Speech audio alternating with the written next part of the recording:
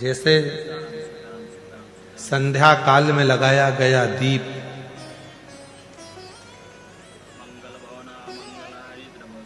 मानदेह नामक असुर का संहार कर देता है,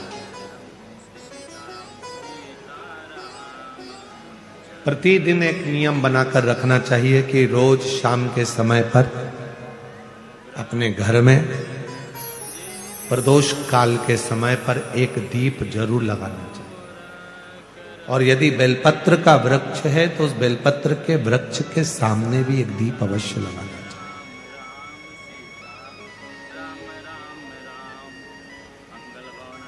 6 महीने में, 3 महीने में, 2 महीने में, 1 महीने में ऐसा नियम बनाया करो कि मुझे बेलपत्र की पूजन करो।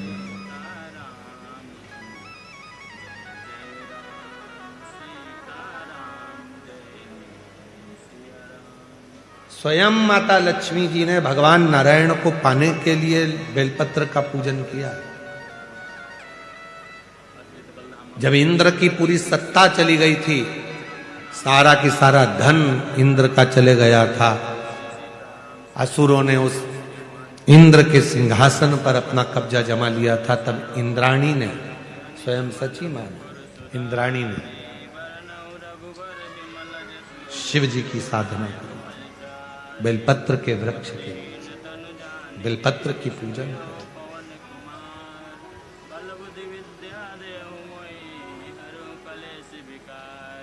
कभी दिल कर जाए तुम्हारा तो कभी महीने में, 1.5 महीने में, 2 महीने में बेलपत्र के पेड़ के नीचे जल लेकर बैठो। बेलपत्र के वृक्ष के नीचे दूध नहीं चढ़ाना, बेलपत्र के वृक्ष के नीचे दही नहीं चढ़ाना, शहद घी नहीं चढ़ाना। बेलपत्र के वृक्ष के नीचे जब आप बैठते हैं, बेलपत्र पूजन का एक विधान होता है कि जब हम बेलपत्र की पूजन करते हैं तो 2 कलश पानी के भरे हुए, एक अपने सीधे हाथ की ओर, एक उल्टे हाथ की ओर रखा जाता है। पूजन की थाली बीच में रखी जाती है। 2 बत्ती का, लंबी बत्ती का, 2 बत्ती लंबी घी की जलाई जाती है। लंबी बत्ती, बेलपत्र के वृक्ष के नीचे 2 बत्ती लंबी जोड़ा बनाकर उसको जलाया जाता है। फिर दोनों हाथ में कलश में जल है, बेलपत्र के वृक्ष के नीचे दोनों हाथों का जल धीरे धीरे शिव जी का स्मरण कर कर, नारायण लक्ष्मी का स्मरण कर कर, मां आदिशक्ति गौरा का स्मरण कर कर, रिद्धि सिद्धि गणेश का स्मरण कर कर उसको चढ़ाओ।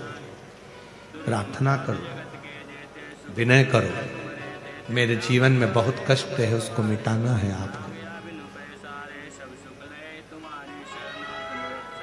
शिव आपसे प्रसन्न होते हैं, वैसे मेरी जिंदगी भी प्रसन्न करना है आपको। जल चढ़ाकर दोनों पात्रों का थोड़ा थोड़ा जल कलश में बचा लेना है, पूरा पात्र खाली नहीं करना है, दोनों को वापस रखना है।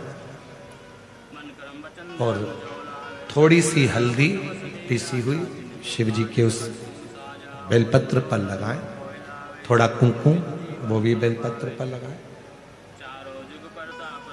7 दाने अक्षत के, केवल 7 दाने अक्षत के बेलपत्र को छुआकर अपनी थाली में रख लें। घर पर जब जाएं तो वो 7 दाने अक्षत के और बेलपत्र के वृक्ष में जो चढ़ा हुआ थोड़ा सा जल बचाकर लाए हो, वो घर में छीट कर 7 दाने पूरे घर में डालना प्रारंभ करें। महीने में, 2 महीने में, 3 महीने में एक बार करिए। जीवन में किसी के आगे हाथ फैलाने की जरूरत नहीं पड़ेगी। इतनी संपदा बाबा, इतनी संपदा।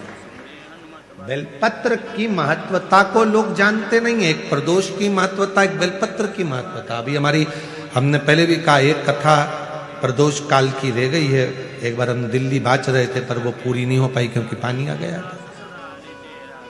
हम प्रयास कर रहे हैं उस कथा को कुबेरेश्वर धाम पर, क्योंकि उसमें प्रदोष काल की कथा में टेंट नहीं लगता।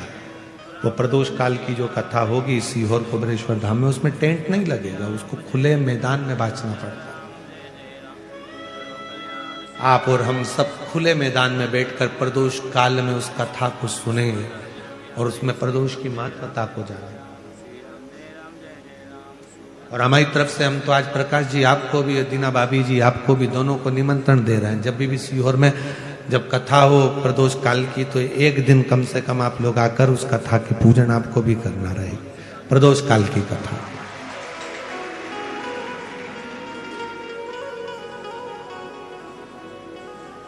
अभी तो नहीं है, पर जब भी तारीख निश्चित होगी, साल 2 साल में, जब बाबा कृपा करेगा तब उसको रखेंगे। पंडाल में भले तुम्हारे लिए हम सोने के लिए पंडाल लगा देंगे, पर कथा सुनने के लिए तो आपको मैदान में ही बैठना पड़ेगा, खुले आसमान।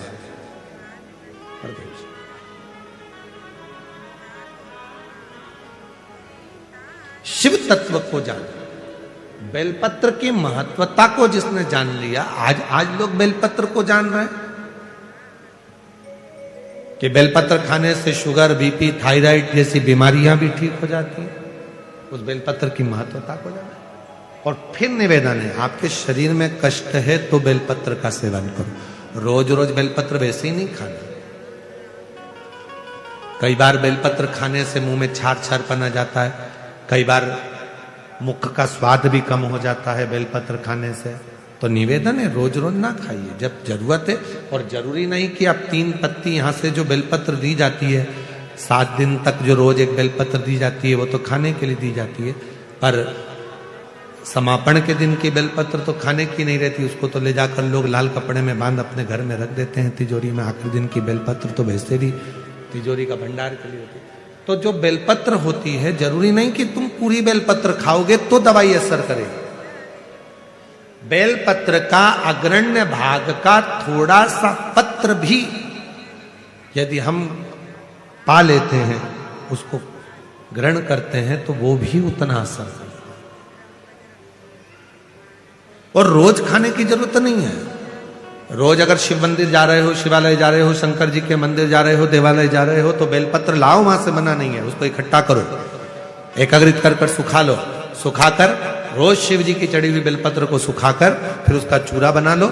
जब तुम्हें लगे कि शुगर गड़बड़ हो रही है, बीपी गड़बड़ हो रहा है, थायराइड गड़बड़ हो रहा है, तो एक चुटकी उसमें से लेके निगल लो, पानी पी लो।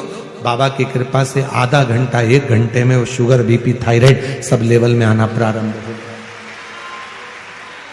उस बेलपत्र की महत्वता को जिसने जाना, कभी कुबेरेश्वर धाम जाओ तो कुबेरेश्वर बाबा के धाम पर जो 200-300 साल पुराना, जो 300 साल के ऊपर पुराना बट वृक्ष है, जहां बाबा बैठे हैं, बटकेश्वर महादेव, उसका दर्शन करो। उस पेड़ की छांव में बैठकर बाबा का मंत्र जाप करो। अभी अभी हमने थोड़ा सा उसको बंद कर दिया था, क्योंकि वहां बाबा के जोड़ा घूम रहा था तो वो शरीर पर चढ़ जाता था, इसलिए अभी स्थान पर वहां जाना थोड़ा बंद कर दिया था, पर पुनः वापिस उसको खोल दिया। बेलपत्र की वाटिका है छोटी सी, उस बेलपत्र की वाटिका के पास में बैठकर भगवान शिव का नाम उच्चारण करो, नाम स्मरण करो। शिव भक्ति करो जहां तक हो सके, शंकर की अविरल भक्ति को धारण करो।